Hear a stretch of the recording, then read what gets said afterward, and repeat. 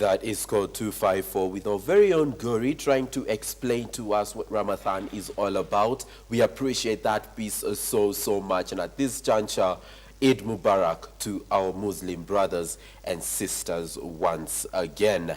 It's now time for us to have that discussion we've been telling you about. You know, social media. I'm there right now. I'm on Twitter, I'm on Facebook. And we just interact on those platforms. Courtesy of that interaction and by virtue that they are social media platforms, at times controlling the diversity that comes with, you know, ideologies and backgrounds and personal interests, managing all that becomes quite a hassle, especially to people who faced cyberbullying and otherwise who just cannot deal with the kind of content that is going on social media. It has become so big, so huge, such that you attend an interview these days, you're told, open your Facebook account, open your Twitter page.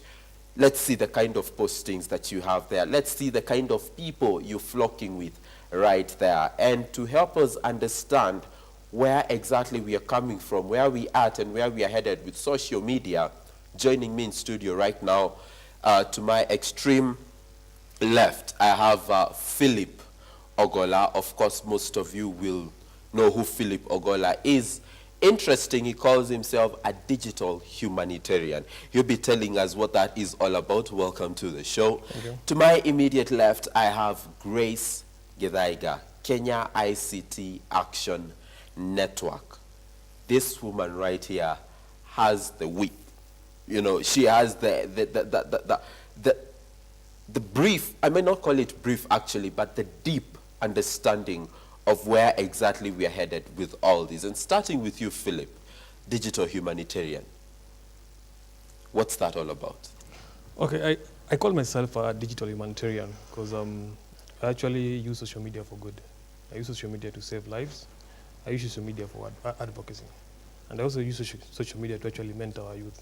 And being a digital humanitarian is being an authority in the society where you actually leave a positive footprint for our youth. And I consider social media a great tool which people don't actually use for good. Being a digital humanitarian is someone who is actually mentors our youth. Someone who will actually go out of his way to actually see how you can actually change the mindset of our society, which to me I think right now our youth generation right now needs a lot of mentorship and even guidance in terms of career-wise, because most guys don't even know about the kind of stamp they're leaving behind. People actually leave like a trail. I can probably put it, you are what you post. If you post trash, you'll be trash. And you are who you follow. If you follow people who are negative, people assume, will actually bunch you with the kind of people and the kind of post you put. So to me, I think being a digital humanitarian is something which every Kenyan should be. Because where we've reached right now, we are actually having like our youth they want to grow up to become socialites. Right. Yep. Right, and it's very key that you've brought that up. People want to grow up to become socialites. And that term actually, the definition of socialite in Kenya is something else, and it's out there. But of course, coming to you, Grace, your experience working with Kenya ICT Action Network, where are we at in as far as social media is concerned?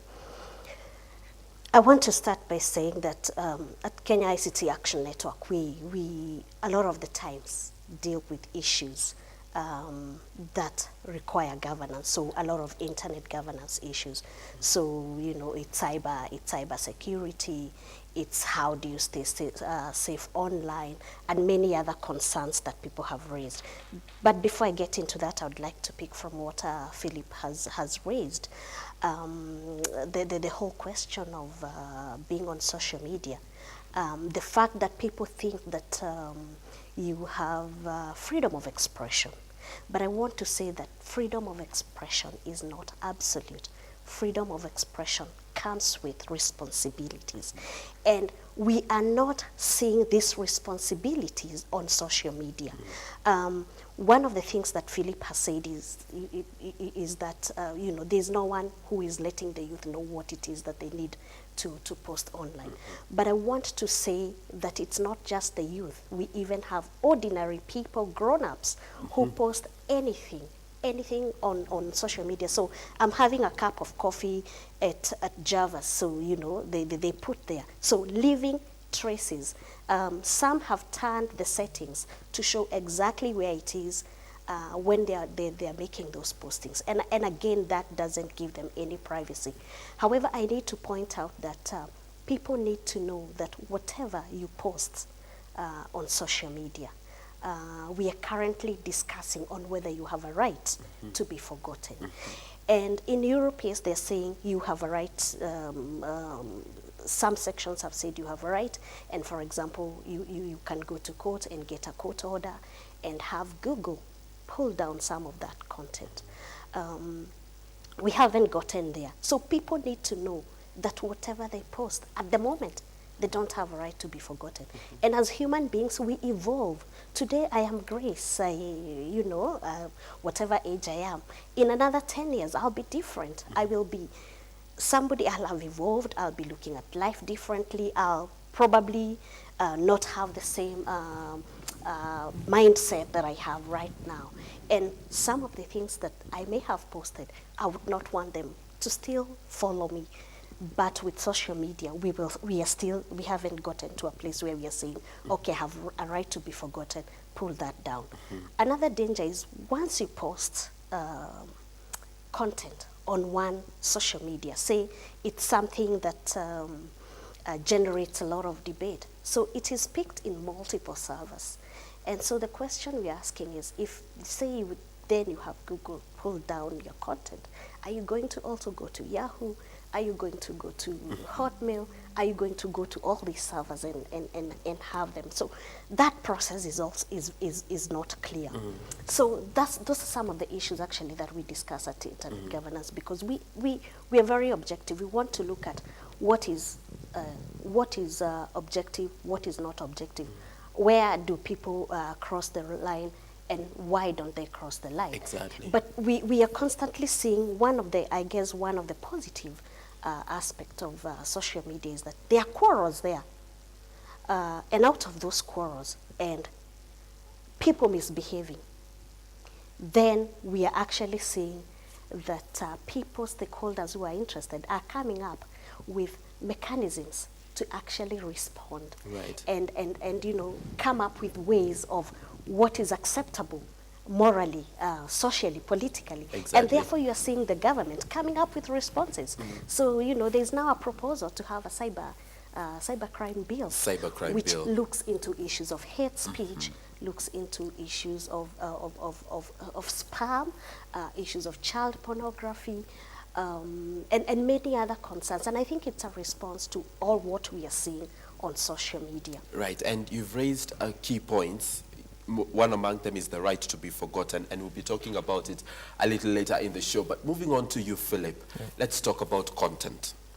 If there is something that you cannot evade when it comes to social media, of course you're posting something. That particular something is content. It carries a message. What exactly are we looking at, given, especially taking Kenya as a context and our youth, right? The kind of content that is there and the diversity. You know, you can't control what people think. You can't control what people say, right? But you can indeed instill the responsibility that comes with the message they relay to people. So how do you manage content in social media platforms? Okay, to me, content it's very, very key.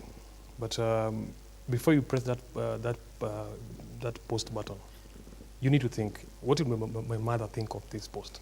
What will my employer, my future to be employer? Because content to me is everything.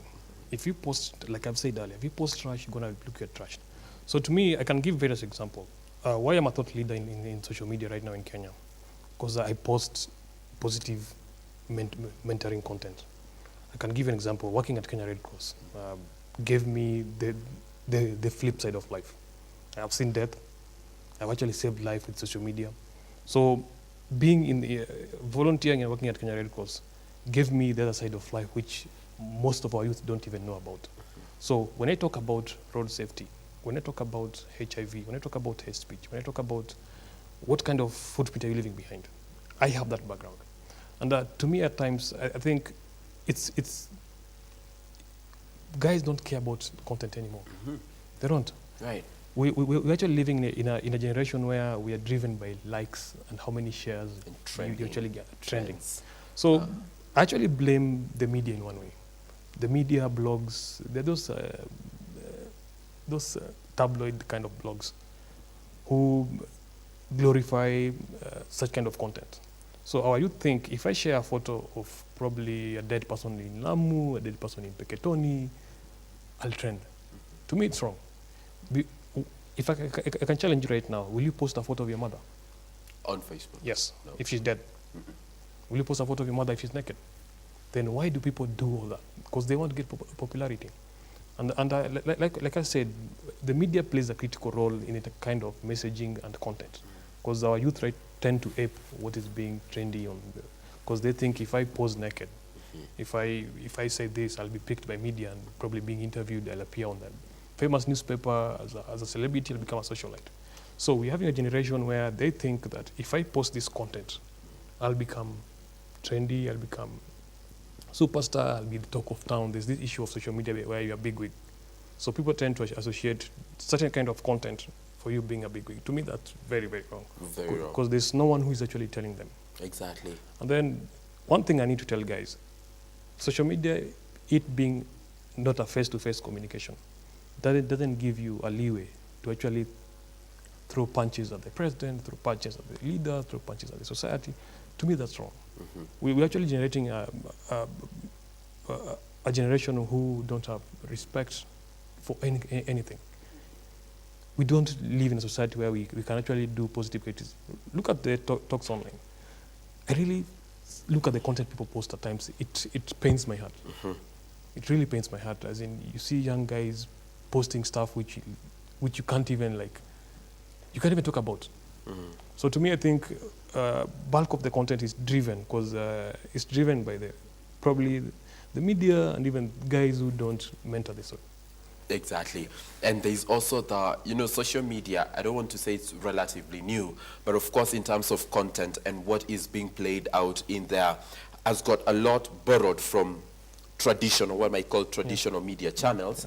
And of course, we'll be discussing later about, the kind of content that is there, especially sex and the warfare, marketing warfare that is there in terms of, it has become like military, ratings versus content, which is very key, and we'll address that right here on this show. But coming to you, Grace, is the absence of legislation the reason why we are seeing some of these problems? Yes. People feel free because they know ordinarily they will not be prosecuted. There's nothing you can do. Yes, there's nothing you can do. But I need to tell people that those days are actually coming to an end because we are already seeing responses to the way people behave. I want to give a very good example of technology-based violence on women. So we have seen that it has been proven that more women than men frequent social media. There are actually more women who use Facebook than men. And in that framework where they enjoy these spaces, we have also seen them suffering in terms of the content that is posted on certain women. So there are some who do it freely, but majority, and especially women with positions of responsibility, have actually suffered. So you see a lot of photoshopping, so then you see nude pictures of somebody posted, and really it is to malign them. It is to it's to make them, I guess, not feel free to communicate to communicate online. So there are responses that are coming, and one of those responses actually was started by Kictanet, and where we conducted a study on the dark side of ICTs and how they affect women. And we later on realized that there is lack of legislation to take care of that. We also have lack of like user policies by ISPs do not take care of content that demeans women, and therefore we realized that there was need of advocacy. And when we did that, because Kictanet is not a women's organization, then we passed on this responsibility to the International Association of Women in Radio and Television, who have actually been taking on this spearheading. So what has also emerged out of the initiative with the Association of Women in Radio and Television is that even responses at the police, they actually do not have capacity to deal with such cases. So for example, they will tell you there are gender desks, but they are under-resourced. The people working on them do not have training on how to handle technology-based violence against women. And then lack of legislation to deal with this is also hindering that work. For example, people who have been taken, who have been apprehended, say for exchanging text messages, have been apprehended using the Kenya Information and Communication Act, Article 29. And that really, you are not charged for the content that you generate. You are charged for misusing a telecommunications rule. And that can only attract 6 months. Right. So it's really not a deterrent to get people to stop what's happening. However, the proposed cyber security bill has, especially on hate speech, there are going to be hefty fines. For example, there is a proposal on hate speech. If you're really liable on that, then you will have to pay 1 million shillings or 5 years or both. If it's cyber stalking, I think it is 3 years or and 500,000 or both, and that way. So we are actually going to be seeing responses very soon. So yes, we have seen a lot of people communicating, knowing that nothing can be done, but also the fact that they know they're hiding. They're hiding behind a screen, and they think that they cannot be traced. Again, people need to know that that's not true. Your IP address can be traced, and we are going into Internet Protocol version 6. What we have been using now is version 4, but version 6 will show every single gadget that is connected, including in cyber cafes. Personally, I can't wait. I can't wait because there's a lot of madness on social media, and I will call it madness. And moving to you, Philip, we were talking about the craze that has been created by ratings and trending, and otherwise this has led to people just doing anything, okay? There's a perception, sex sells. So if you want, for example, to bully Samuel Njoroge through internet, you will probably take some of my photos and manipulate them and post them, right? That, of course, will bring back to me. Whatever hashtag you're going to use, it will be trending, isn't it? And that will earn you ratings. Then you find that because this is marketing, and of course it will follow where money is, what potential money is, then you find corporates going in and advertising and endorsing and sponsoring. So when it comes to formation of ratings in as far as social media is concerned,